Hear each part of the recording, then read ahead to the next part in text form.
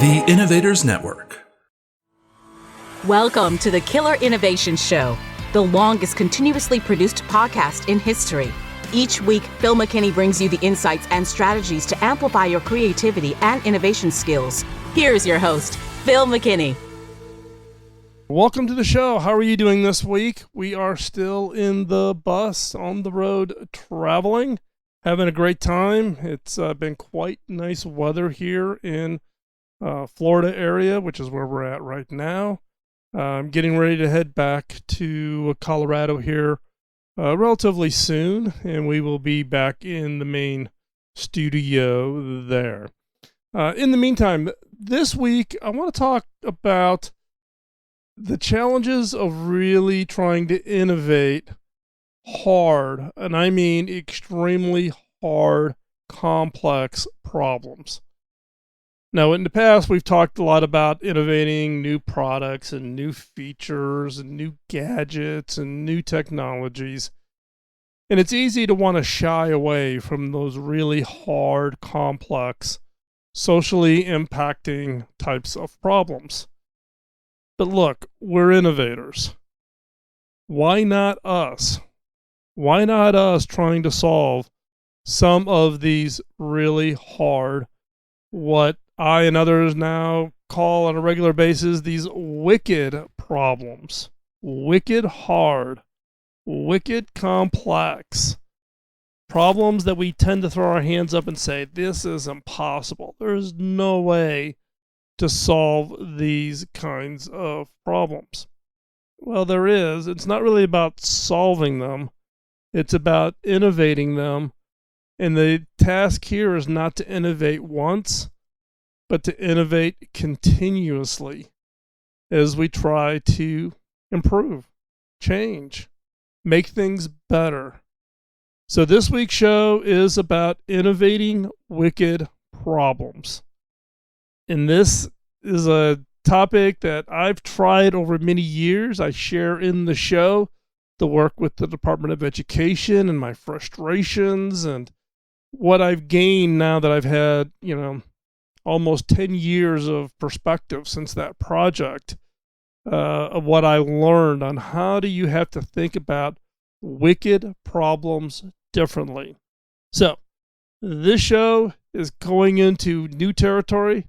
I hope you find it useful. Before we hop into the episode, though, I would ask that you go ahead and like the show and give us a thumbs up and share it with others.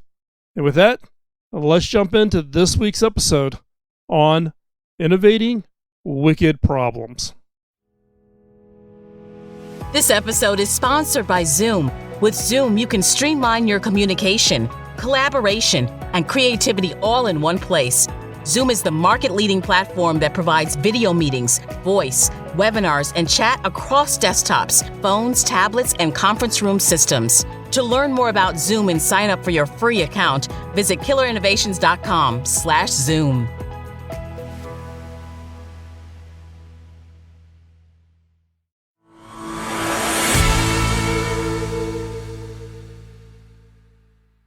Wicked problems are those problems that are extremely difficult or impossible to solve. The role of an innovator is to solve problems.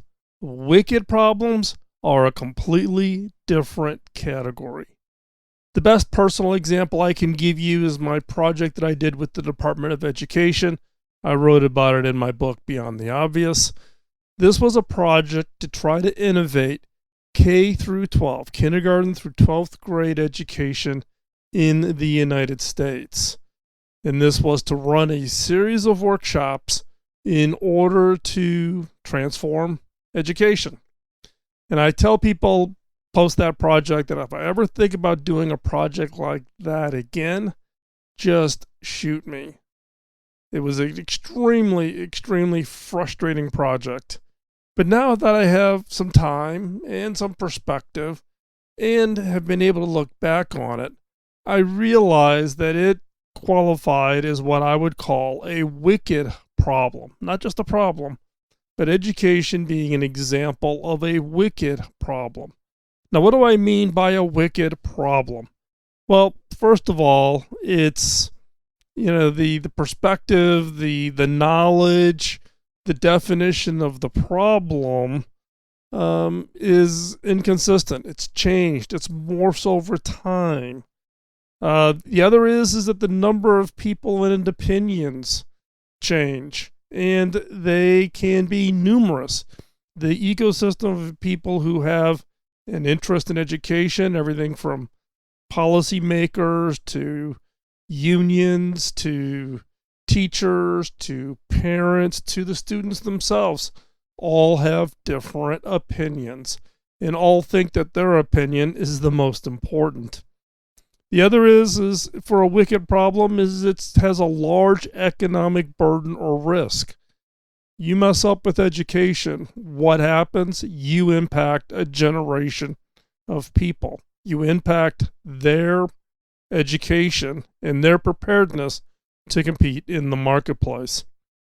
And wicked problems are interconnected. By nature, these problems are impacted or interfaced or entangled with other problems. Education being the example we're talking about today, that entanglement includes everything from economics, schools in poor areas versus, richer areas, urban, rural.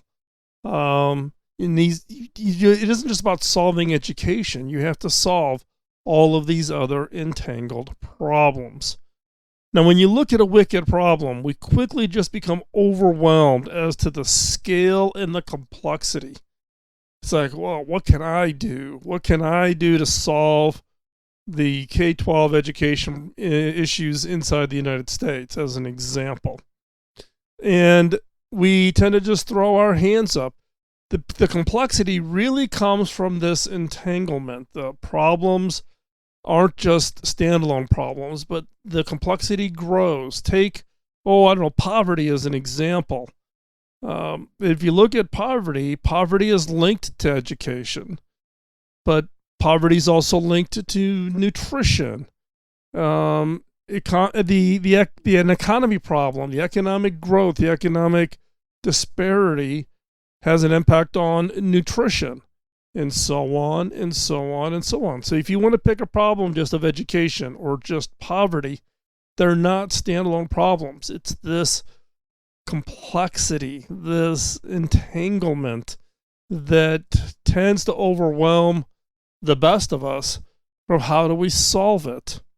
Now, the other challenge that we have with wicked problems is each of these have their own ecosystem or set of organizations trying to solve the problem.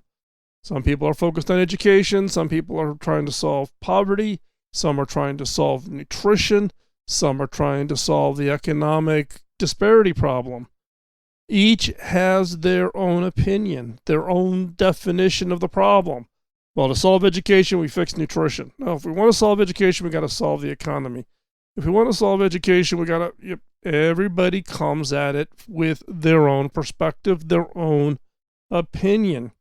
And each believe that their perspective is correct. And this becomes part of the challenge of how do you innovate solutions to wicked problems. And that is getting people to have a different perspective, to think about the problem in a different way.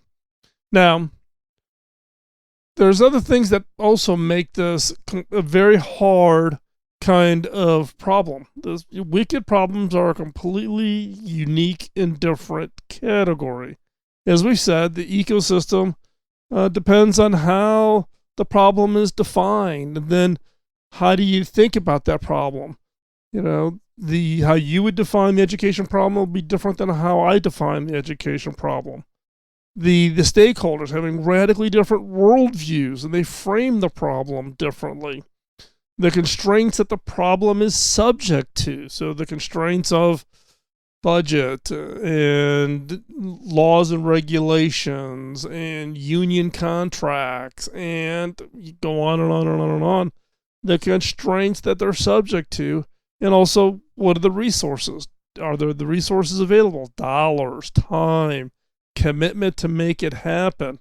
So these constraints and the resources also change over time, and they have an impact on can you solve a wicked problem. And let's fundamentally understand and agree on one thing.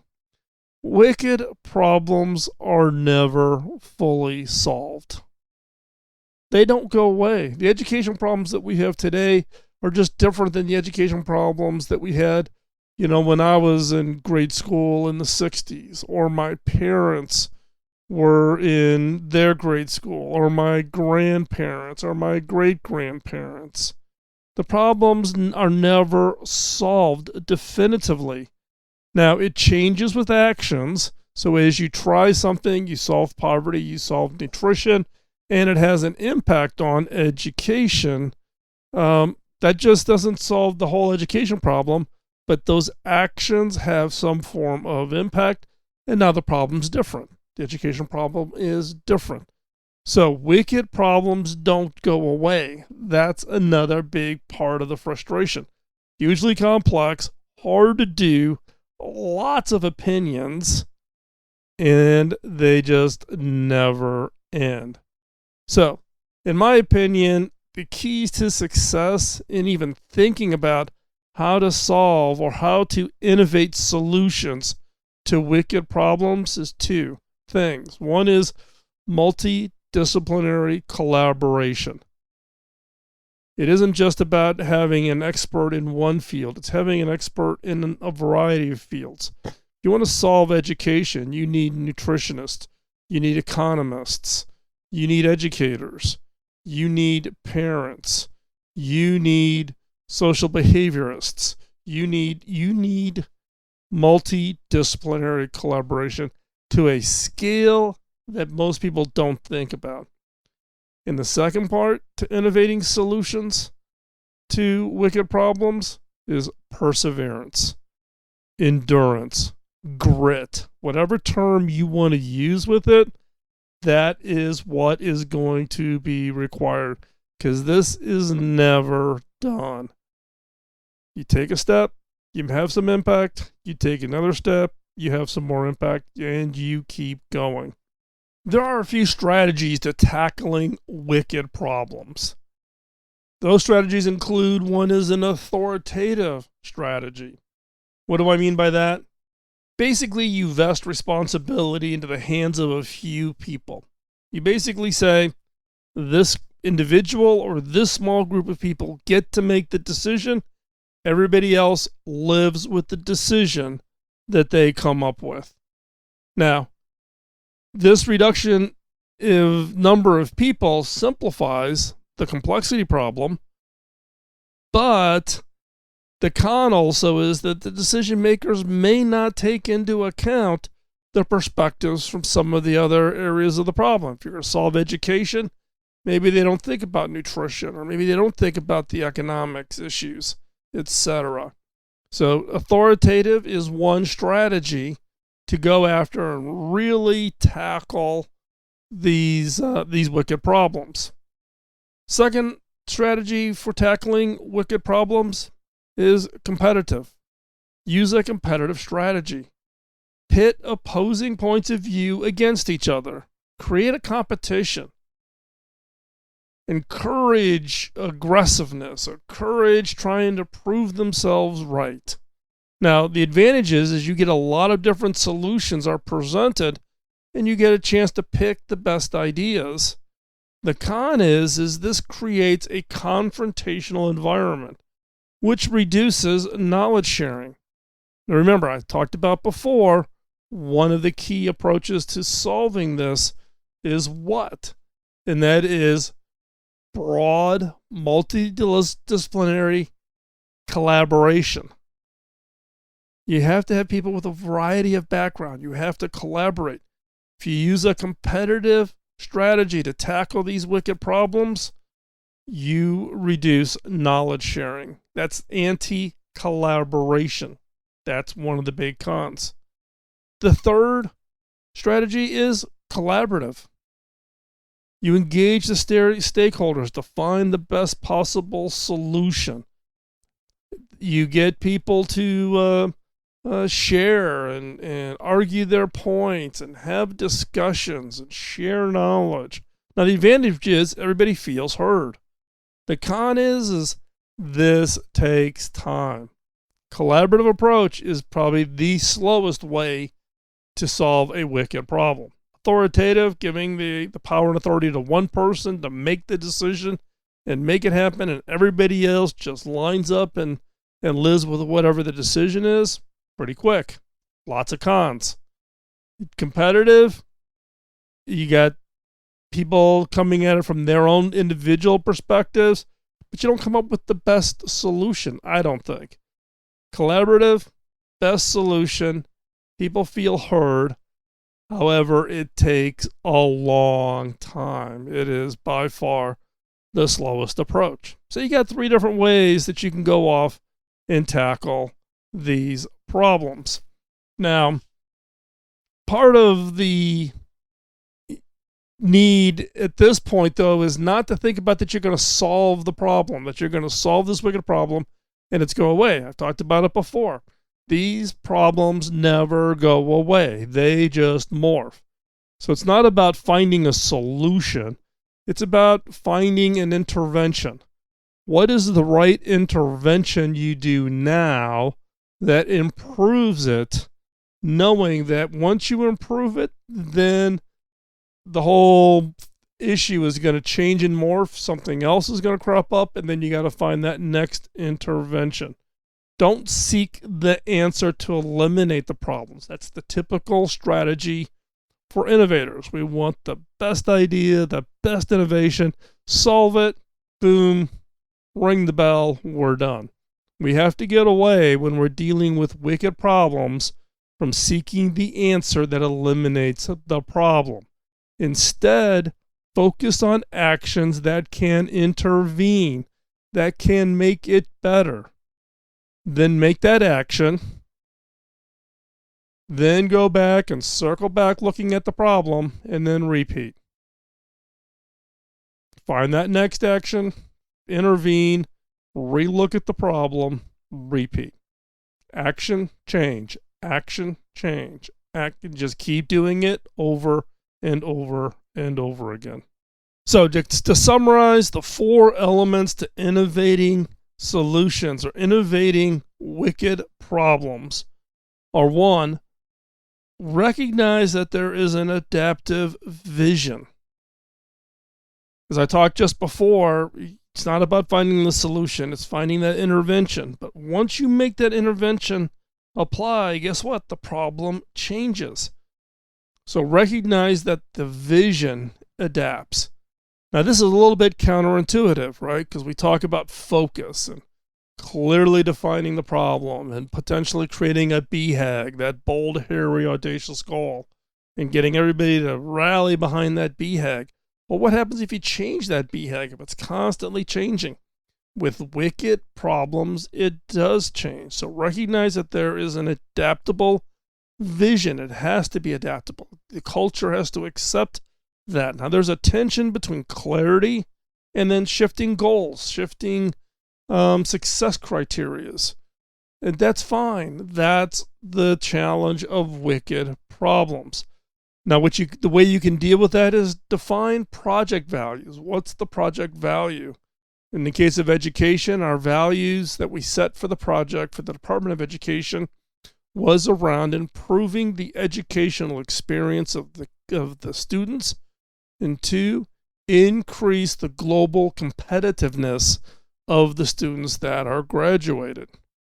So define the project values. Everything else internally, those will change. Individual projects change. You think you've got a solution, you define that problem, you've defined that vision, and it's going to change. Get prepared for that. This is different than locking down this long-term vision and everybody rallies for multiple years or decades around a single vision. That does not work for wicked problems. The second element for innovating wicked problems is create an idea-safe environment. We've talked about collaboration and bringing together people with a lot of different skills, backgrounds, and areas of expertise. You need to create an idea-safe environment. You need to acknowledge people's ideas and contributions. You need to experiment. You need to take those ideas and try them and see if they work and see if they have, some form of impact.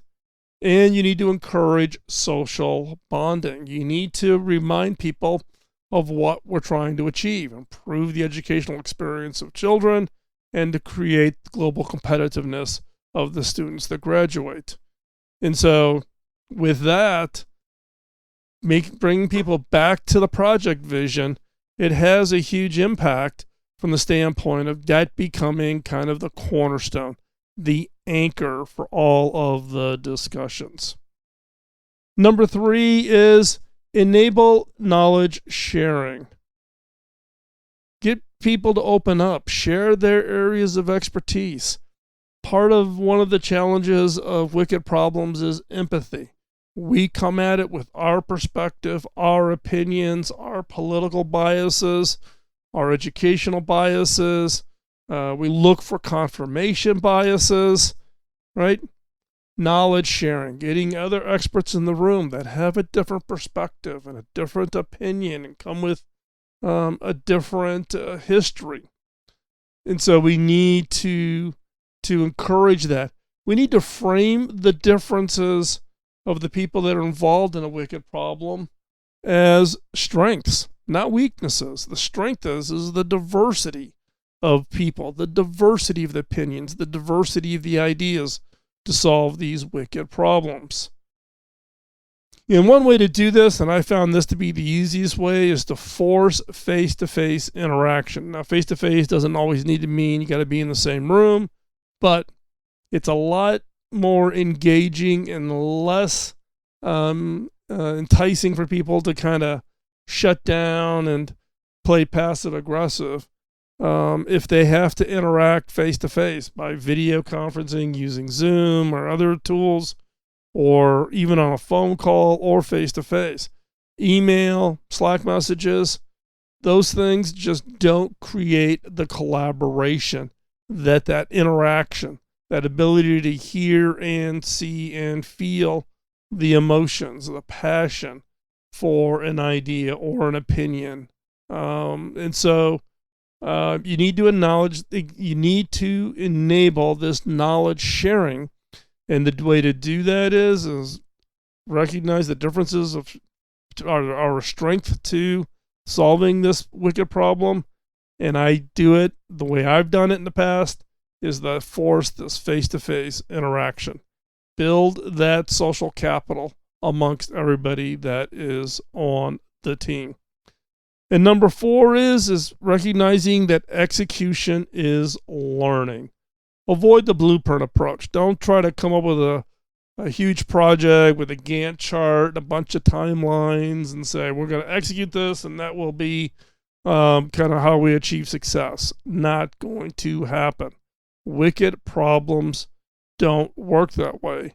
You're going to take one step. You're going to take one action. As soon as you take that action, you've already changed the problem. Now you got to go back and redefine the problem. I mean, you take that next action, you've changed the problem again. So this is about testing and learning, testing and adapting, testing and reframing the entire problem space over again to find that next action to take that action and go back and redefine. And it's about arguable changes. As if you think about execution is learning. You try something, you learn, you adapt, you execute, you learn from that, you change.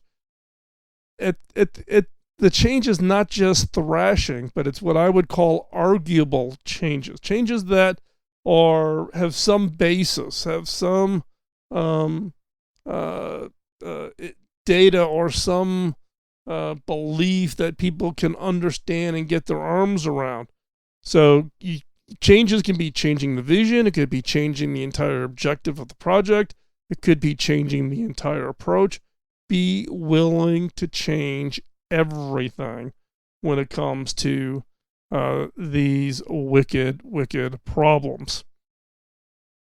Now, I've had a lot of experience over the years and a lot of different kinds of wicked problems. The one I've been talking about today most prevalently is the Department of Education.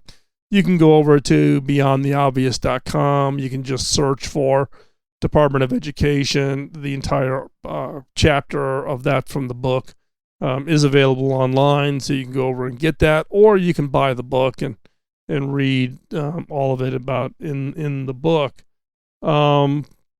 That's just one example of a hugely wicked problem that has been around since the educational system was even created back in the Industrial Revolution. The key characteristics of wicked problems, though, is they are unlike any other problems. You innovate. As an innovator, you are trying to solve a problem. Solve it. Solve it once. Solve it with the best idea. Solve it with an idea better than your competitors such that you win. With wicked problems, it's not about solving them. It's about impacting them and recognizing that that impact and that effort will just require to be done again and again and again. It requires, solving wicked problems requires being extremely uncomfortable. When I started the Department of Education project, I was very uncomfortable. Not an area of expertise for me. Not an area of knowledge for me. And in fact, the U.S. Department of Education never bothered to ask, but in the case of my own children, my wife and I homeschooled them from the time they were 4 years old until their first day in college. They were taught at home. So my kids never went to public or private school. We taught them, at home. Now, I went to public school as a kid. My mom was on the school board, and for a time, my mom was president of the school board. So I had that as a perspective, but as a parent, I did not have the empathy of what parents were going through in the U.S. educational model. And so I was uncomfortable. I was extremely uncomfortable. But that making me uncomfortable required that I had to go out and talk to parents and hear from them and hear what was going on and hear what their current experiences were and what their frustrations were. Which leads into then what I would call solving or innovating wicked problems requires empathy for all stakeholders. You can't go in just with, I've got the problem. I've got the problem for, the economy or education or, global warming. I've got the answer. So everybody just do what I tell you to do, and that solves the. No, wicked problems is you have to have empathy. Even if you have to have empathy for the ideas you do not agree with, because you are not going to get collaboration just by getting people together who think like you. These are wicked problems. These are huge problems. You need that broader ecosystem. So it requires empathy for all stakeholders. And it requires perseverance. As wicked problems never fully go away, they just adapt and change. Which means if you are going to go after and innovate on a wicked problem, then be prepared that these problems will not be solved. They just adapt and changed, and that requires your skill and your perseverance to never stop and to keep innovating these kinds of wicked problems that we need solutions to today.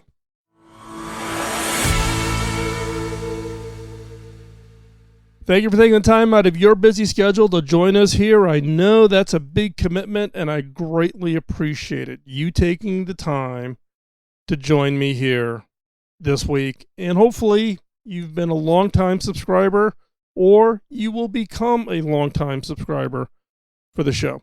We are also kicking off season 17. That's right. We just wrapped up 16 years of doing the podcast. We started in March of 2005. We are the longest continuously produced podcast in history. I guess I win the Perseverance Award. So thank you for taking the time. Thank you for sticking with us. As I always say, as we wrap up the show, the one favor that I would ask of you is to share the show with others. We do this show as a way of paying it forward. We give this content away for free, sharing you my experiences, lessons I've learned, things I've done somewhat right, things I haven't done so right, so that you can learn and benefit as you work on your own innovation initiatives, projects, building innovation capabilities within your organization.